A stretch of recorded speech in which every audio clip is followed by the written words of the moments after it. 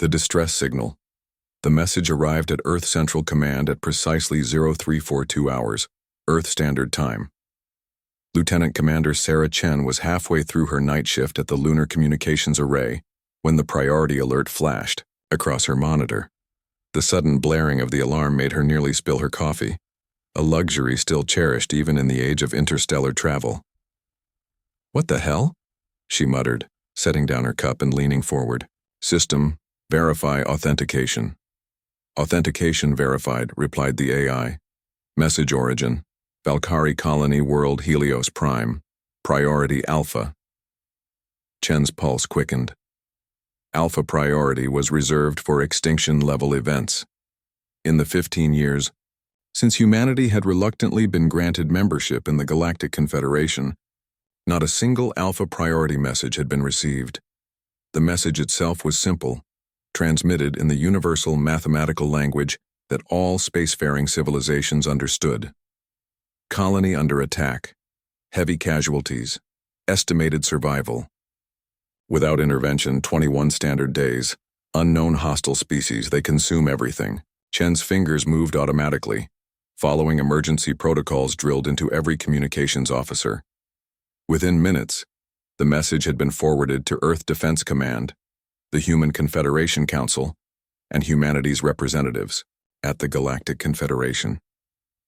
3 hours later, Ambassador Julia Martinez stood before the Galactic Confederation's Emergency Council.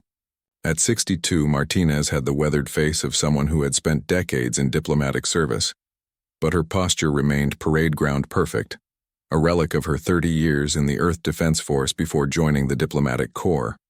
The Emergency Council chamber was an immense spherical room, with delegates from nearly 50 spacefaring civilizations arranged in concentric rings. The center was currently occupied by Ambassador Vexal of the Valkyrie, a tall, willowy being with iridescent skin that rippled with distress patterns. "The attack began without warning," Vexal was saying, voice translated through the neural implants every delegate wore. 3 massive vessels appeared at the edge of the Helios system. Our defense forces attempted communication but received no response. When they approached, the Valkyrie's skin darkened to a deep blue. They were consumed, broken down at the molecular level. The attackers harvest everything, metals, organics, even atmospheric gases. "And you have no identification of this species?" asked Ambassador Tilsin of the Omori Directorate, their multiple eye stalks swiveling with curiosity. "None. They match no known configuration in Confederation records." High Counselor Jura, the ancient Dravari who headed the council, raised a gnarled appendage. "We must consider our response carefully. The Valkyrie colony is at the far reaches of Confederation space. By the time a properly authorized defensive fleet could be assembled and reach Helios Prime, it would be too late." Martinez noted how several delegates shifted uncomfortably. The unspoken message was clear. The colony was being written off.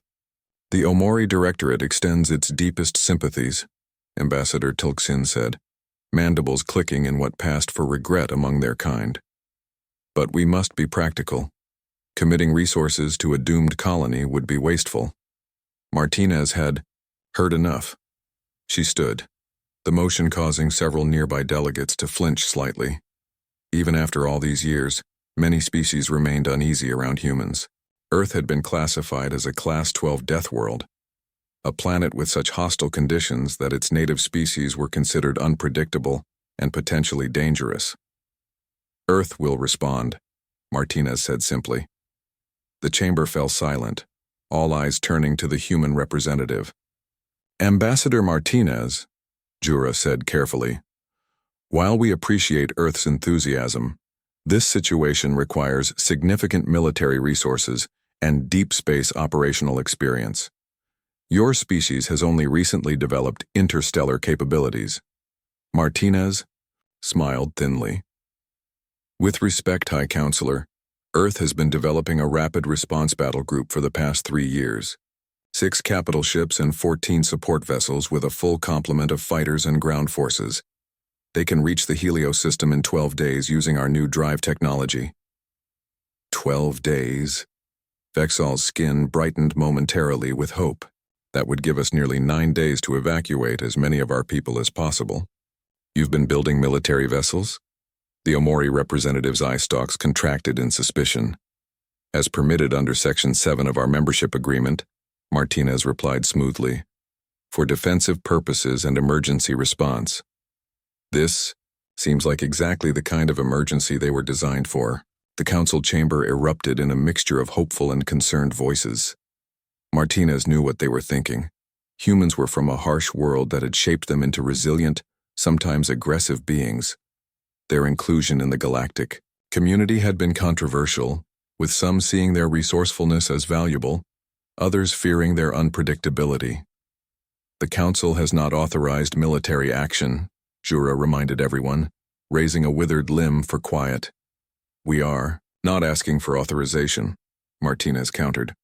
We are informing the council that we will respond to an ally's distress call. The Valkyrie provided crucial medical technology that helped us cure the Pan-Pacific plague last year. Earth repays its debts. Back on Earth, Admiral Kenzo Takeda was already reviewing the data from the distress call.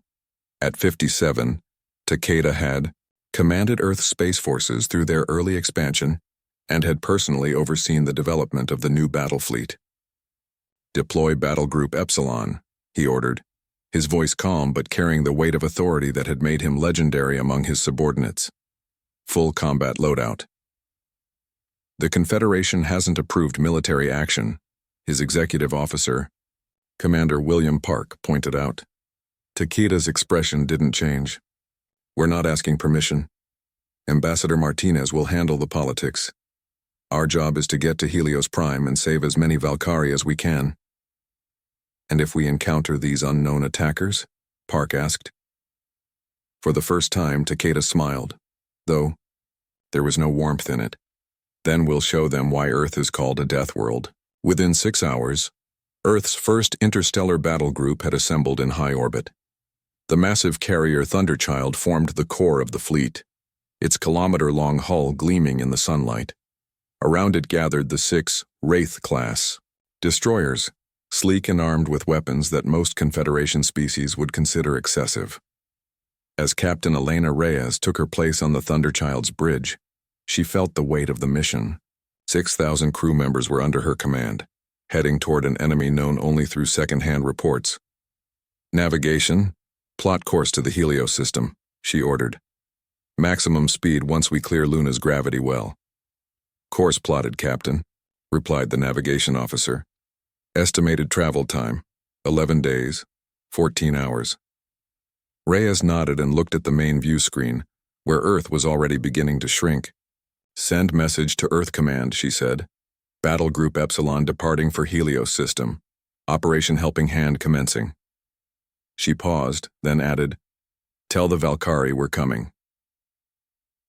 In the observation lounge, Lieutenant Commander Miguel Santos stood watching as the 6 destroyers took up escort positions around the Thunderchild. Next to him, Dr. Layla Patel, the fleet's chief xenobiologist, sipped her tea thoughtfully. Do you think we can save them? She asked quietly. Santos didn't look away from the view. That's the plan. But either way, whatever's attacking the Valkyrie is about to learn something important. What's that? Now Santos turned, a fierce pride in his eyes. They're about to learn what happens when you threaten someone under humanity's protection. The engines of the human vessels flared bright blue as they accelerated away from their home system, carrying Earth's response to a distant cry for help and humanity's introduction to galactic warfare. In the darkness between stars, the Fleet of Doom, as the crew had taken to calling it, raced toward a conflict that would either establish humanity's place in the galactic community or end in catastrophic defeat. But the Deathworlders were coming, and they were bringing their fury with them. First contact, first blood. The Thunderchild cut through the void like a predator, its massive engines propelling it through space at speeds that would have been unimaginable to humanity just a decade earlier. Around it, the 6 destroyers maintained a protective formation, their sensors constantly scanning for threats. 10 days into their journey, Captain Elena Reyes stood on the observation deck, watching the blur of stars. The ship's artificial gravity and inertial dampeners meant there was no physical sensation of their incredible velocity, but something primal in her still responded to the visual cues of their passage through space. "Beautiful, isn't it?" said a voice behind her. Reyes turned to see Admiral Takeda approaching. Even in the informal setting of the observation deck, the Admiral maintained perfect posture, his uniform crisp despite being on a warship for over a week. "Yes, sir," Reyes agreed, turning back to the view, "though I'm not sure beautiful is how these attackers will describe our arrival." Takeda laughed, a short, sharp sound. "That's the idea, Captain." The two officers stood in silence for a moment, watching the stars streak by. The new drive technology had performed flawlessly so far, pushing the fleet through space at speeds that would astonish most Confederation species. "The crew is ready?" Takeda asked finally. Reyes nodded. "As ready as they can be. They've run combat drills every day. The Marines have been practicing boarding operations, and the medical teams have studied everything we know about Valkyrie physiology. And what about our observer?" Reyes's expression tightened slightly. "Ambassador Zelak has been curious. The Dravari don't entirely trust our motives. The Galactic Confederation had insisted on sending an observer with the fleet, a senior diplomat from the Dravari Imperium named Shilak. The ancient species had been among the founders of the Confederation and viewed humanity's rapid technological advancement with suspicion. "Keep an eye on him," Takeda advised. "The Dravari value strength, but they're also calculating. Everything we do on this mission will be reported back to the Confederation." "Understood, Admiral." The intercom chimed softly. "Admiral Takeda and Captain Reyes to the bridge. Priority alert." On the bridge, Commander Park stood before the main tactical display, his expression grim. "Long-range sensors have detected an unidentified vessel approaching at high speed," he reported as Reyes and Takeda entered. "Not Valkyrie, not Confederation registered." Reyes exchanged a glance with Takeda. "One of our mystery attackers?" "Possibly," Park replied. "It will intercept our position in 33 minutes. "Options?" Takeda asked, studying the tactical display. "We can alter course to avoid it," suggested Lieutenant Commander Hassan, the navigation officer. "And reveal our destination," Reyes pointed out. "Not advisable." "We could attempt communication," offered Lieutenant Wong from Communications. Takeda considered briefly. "Do it, standard Confederation greeting protocols." For several tense minutes, the bridge crew waited as greeting messages were sent in multiple formats. The only response was silence as the unknown vessel continued its approach. 20 minutes to intercept," announced Tactical Officer Lieutenant Ivanova. "It's scanning us." Takeda straightened. "Raise shields, power weapons, but do not target. Let's not appear threatening unless we need to." Reyes moved to the tactical station, reviewing the readiness of their defensive systems. Behind her, she heard the distinctive clicking sound that indicated the arrival of Ambassador Shilak. Dravari's chitinous exoskeleton gleamed under the bridge lights as he approached Takeda. "Admiral," Shilak's translator rendered his clicks and whistles into smooth English. "The Confederation has not authorized any combat operations before reaching the Helios system." Takeda nodded without taking his eyes off the main display. "Noted. Ambassador, we have no intention of firing first. 15 minutes to intercept," Ivanova reported. "The vessel has accelerated and is now on a direct collision course." "Evasive maneuvers," Takeda ordered calmly. "Tactical, lock weapons, but hold. Fire until my command." The Thunderchild shuddered slightly as its engines powered up, beginning to shift position. The unknown vessel immediately adjusted its course, maintaining its intercept trajectory. "It's definitely hostile," Reyes said. "No peaceful vessel behaves like that." 5 minutes to intercept, called Ivanova. "It's charging weapons." Takeda's voice remained steady. "Target their propulsion systems only. Prepare to fire." Shilak's mandibles clacked rapidly, his species equivalent of agitation. "Admiral, I must protest." The rest of the Dravari's words were cut off as the unknown vessel suddenly fired. A bright energy beam struck the Thunder Child's shields, causing the lights to flicker momentarily. "Shields holding at 94%, reported an officer. "Minimal damage." Takeda's face hardened. "Fire." The Thunder Child's main weapons released a precisely targeted burst of energy. The beam struck the attacking vessel's engine section, causing it to spin wildly. "Direct hit," Reyes reported. "Their propulsion is disabled. Maintain distance and scan for life signs," Takeda ordered. "Let's see who we're dealing with." The sensor operator worked quickly, detecting multiple organic signatures. "Structure and energy readings match nothing in our database, sir." Takeda turned to Zilak, whose compound eyes reflected the tactical display and fractured images. "Ambassador, it appears we've encountered one of the attackers. Your Confederation might be interested in examining it." Zilak's antennae twitched, in what might have been surprise. "You intend to capture it?" Reyes exchanged a look with Takeda, who nodded slightly. "Prepare a boarding team," Reyes ordered. "Full combat gear and containment protocols." As the bridge erupted in activity, Reyes felt a strange mix of tension and excitement. The fleet of Doom had drawn first blood, and the real battle hadn't even begun yet. The boarding shuttle approached the disabled vessel with careful precision. Inside, Commander William Park checked his combat armor one final time. The reinforced exoskeleton added nearly a foot to his height and multiplied his strength fivefold. The helmet's heads-up display showed green across all systems. "Remember," he said to the 12 Marines accompanying him, "this is a capture mission. We want information more than bodies." "Yes, Commander," they responded in unison, their own armor gleaming under the shuttle's lights.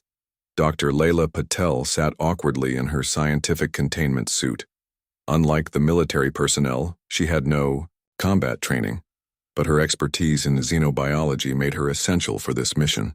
"I still think this is a terrible idea," she muttered, adjusting the seal on her helmet. Park ignored her. 30 seconds to contact. Weapons ready. Non-lethal options first." The shuttle pilot's voice came over the comm, matching to their hull. Now, no signs of defensive measures. There was a dull thud as the shuttle locked onto the alien vessel. The airlock specialist moved forward with cutting tools, creating an entry point. When the circular piece of hull fell away, everyone tensed, but no immediate attack came. "Team 1 with me," Park ordered, activating the powerful lights mounted on his armor. He entered first, his weapon raised. The interior of the vessel was unlike anything in human experience. Instead of metal corridors and control panels, organic material lined the walls. It pulsed slightly as if breathing. A thick, humid atmosphere filled the space, and strange nodules glowed with bioluminescent light. "It's like we're inside a living organism," Patel whispered, her scientific curiosity momentarily overcoming her fear. Park's sensors detected movement ahead. "Contact imminent," he warned. "Hold positions." They didn't have to wait long. From a side passage, 3 figures emerged. Park felt his heart rate spike at his first sight of the enemy. The creatures stood slightly taller than a human, with segmented bodies covered in chitinous plates. Each had 4 limbs ending in clawed appendages, and a bulbous head dominated by compound eyes that glowed with an eerie green light. Most disturbing was the way they moved. Perfectly synchronized, as if controlled by a single mind. "Fascinating," Patel breathed. "True hive mind behavior." One of the creatures stepped forward, its mandibles clicking rapidly. No translator could decode the sounds, but the aggressive intent was clear. "We are from Earth," Park announced through his suit's external speakers. "We mean you no harm if you cooperate." The creature responded by raising its upper limbs, revealing organic protrusions that looked unsettlingly like weapons. Without hesitation, it fired a stream of acidic fluid that splashed against Park's armor, instantly beginning to corrode the outer layer. "Defensive positions," Park shouted, jumping backward as his team opened fire with stun weapons. The electric pulses struck the lead creature, but seemed to have minimal effect. It staggered slightly, then continued its advance. "Patel, get behind me," Park ordered, switching his weapon to lethal settings. "Team 2, flank left." The confined space erupted in combat. The Marines moved with practiced precision, their armor protecting them from the initial acid attacks. Park fired 3 quick shots, hitting the lead creature in what appeared to be vital areas. It collapsed, leaking a yellowish fluid. The other 2 creatures launched themselves forward with surprising speed. One Marine screamed as acid penetrated a joint in his armor, but continued firing even as he fell. "They're too fast!" shouted Sergeant Kelly, wrestling with a creature that had latched onto her armor. Park grabbed the creature from behind, his armor-enhanced strength allowing him to pull it away from Kelly. The creature twisted in his grip, trying to spray acid at his faceplate. He slammed it against the wall, then fired point-blank into what he hoped was its brain. The third creature suddenly retreated, disappearing down a side passage. "Secure this area," Park ordered. "Patel, check. Rodriguez." The scientist hurried to the injured Marine, applying emergency sealant to the acid burns on his leg. "The acid penetrated quite deeply," Patel reported, "but his suit's medical systems are containing it. He needs evacuation." Park nodded.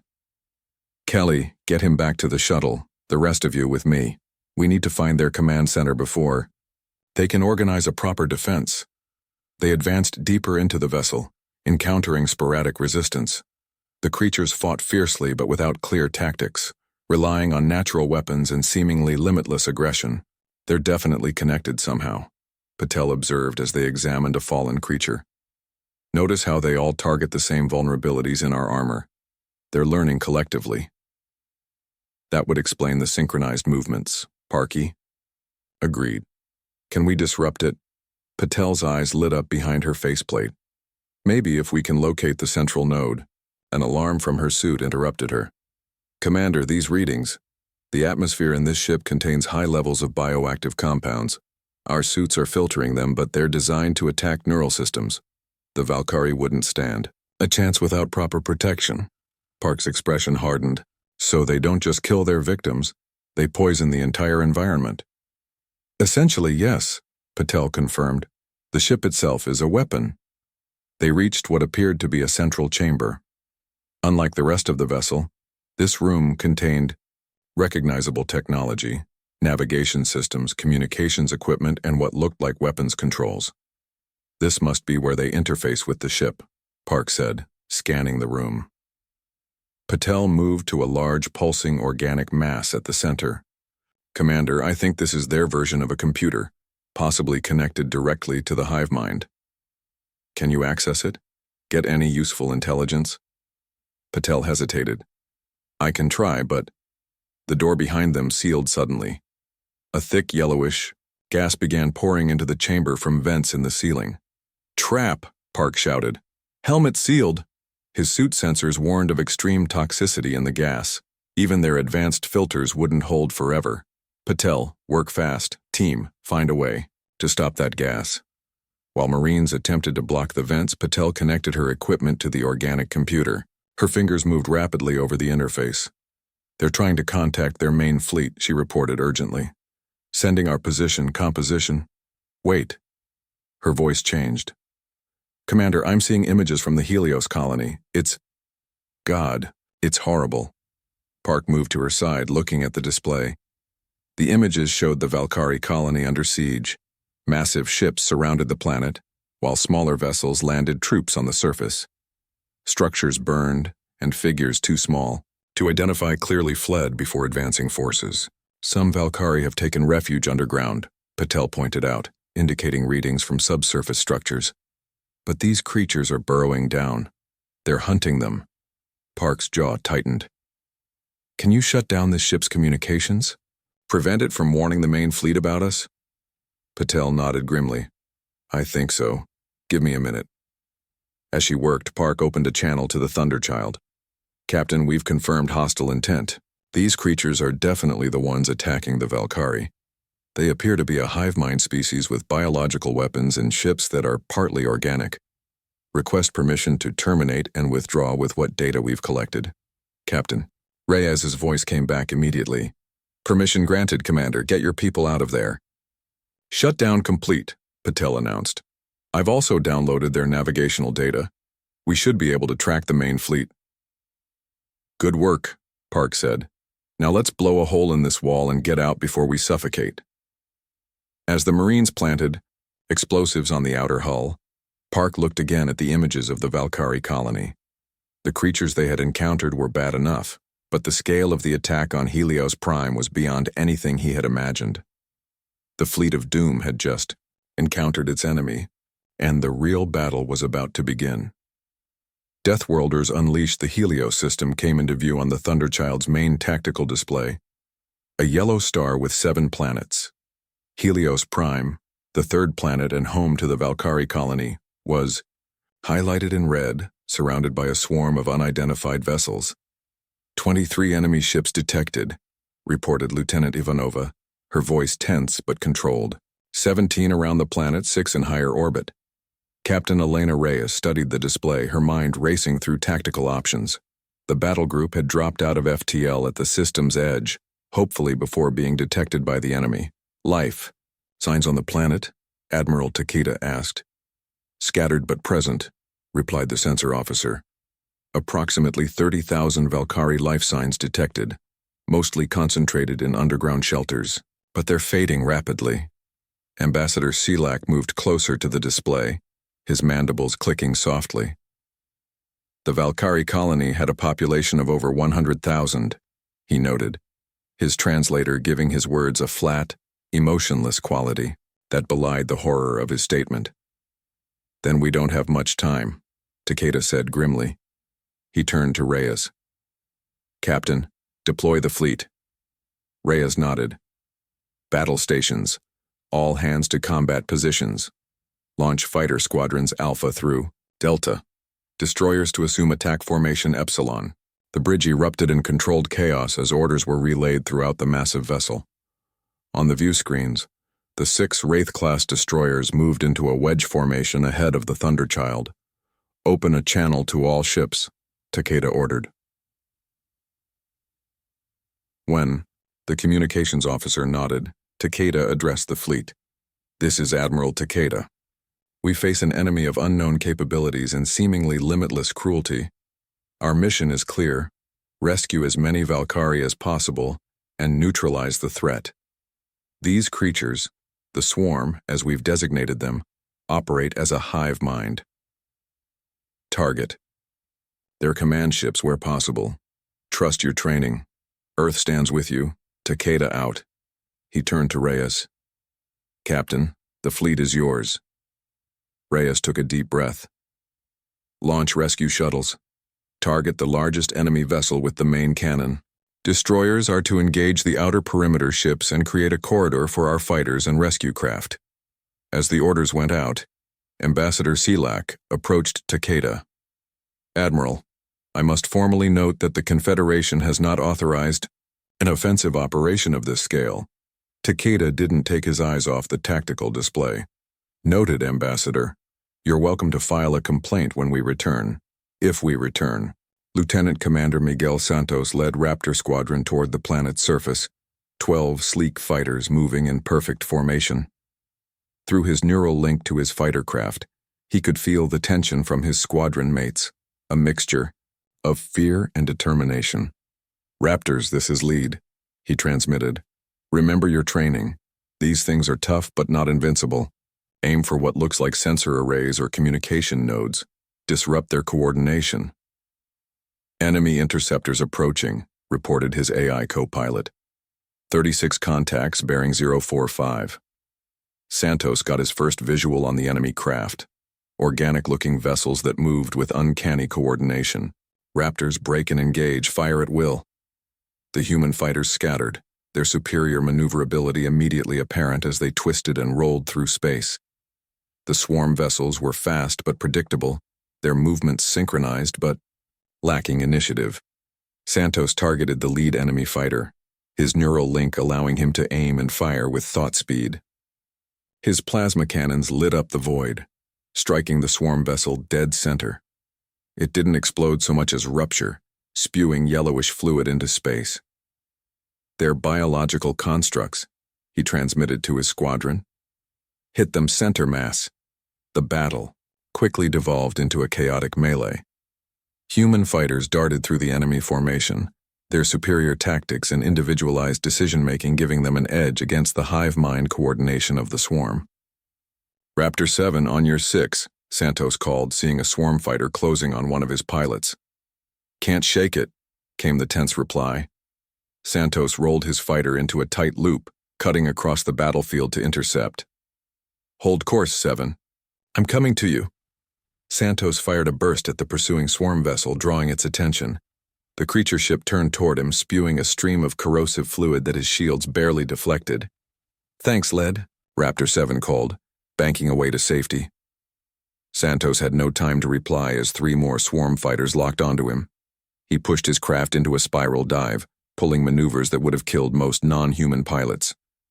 The G-forces pressed against him despite his inertial dampeners, black spots dancing at the edges of his vision. One by one, he shook the pursuers, causing 2 to collide in their synchronized attempt to follow his erratic course. The third fell to a perfectly timed shot from Raptor 3. "Squadron status," Santos called as he stabilized his flight path. 3 fighters lost, reported his AI co-pilot. Enemy forces reduced by approximately 60%. Santos allowed himself a grim smile. The swarm might have numbers, but humanity had something they couldn't counter: unpredictability. "Rescue shuttles inbound," came the call from the Thunderchild. "Clear their path to the surface." "You heard, Command," Santos transmitted to his remaining pilots. "Let's punch a hole for those shuttles." On the planet's surface, Lieutenant Sofia Diaz led her Marine platoon through the ruins of what had once been a Valkyrie city. The architecture, graceful spires and sweeping arches made from a pearlescent material, lay broken and burning around them. The air was thick with smoke, and the sickly sweet smell of the bioweapons the swarm had deployed. "Filters at maximum," Diaz ordered through the squad channel. "This atmosphere would melt your lungs without protection." Their combat armor, designed for the harshest environments Earth could offer, was holding up well against the toxic atmosphere, but the external temperature sensors read over 50 degrees Celsius. The swarm wasn't just killing the Valkyrie, they were terraforming the planet to suit their own biology. "Life signs ahead," reported Corporal Jenkins, the squad's sensor specialist. "Approximately 50 Valkyrie, 300 meters that way." He pointed toward what appeared to be a partially collapsed transit station. "Move out," Diaz ordered. "Weapons hot. We've got civilians to extract." They advanced cautiously through the devastated landscape, alert for swarm ground troops. They didn't have to wait long. From behind a collapsed building, 3 of the chitinous creatures emerged, moving with that unsettling synchronization the boarding team had reported. "Contact front," shouted Sergeant Washington, opening fire with his pulse rifle. The energy bolt struck the lead creature, burning holes through its armored carapace. It staggered but continued advancing, raising its limbs to spray acid. "Flank them," Diaz ordered, rolling to the side and firing her own weapon. The Marines moved with practiced efficiency, their training in Earth's most hostile environments, serving them well in this alien battlefield. Unlike the swarm's perfect coordination, the humans adapted individually to the changing situation, making them unpredictable opponents. Within minutes, the swarm troops lay dead, their yellowish ichor seeping into the ground. "They've tougher than they look," Washington commented, reloading his weapon. "But they fight like machines," Diaz replied. "No adaptation, no survival. Instinct, come on, those civilians won't rescue themselves." They reached the transit station and found the entrance blocked by debris. "Jenkins, Joe, clear a path," Diaz ordered. The 2 Marines set shaped charges while the rest of the platoon established a perimeter. After a controlled detonation, they made their way into the underground structure. They found the Valkyrie huddled in what had once been a maintenance area. The willowy aliens looked up in fear as the armored humans entered, their iridescent skin flickering with distress patterns. One stepped forward hesitantly.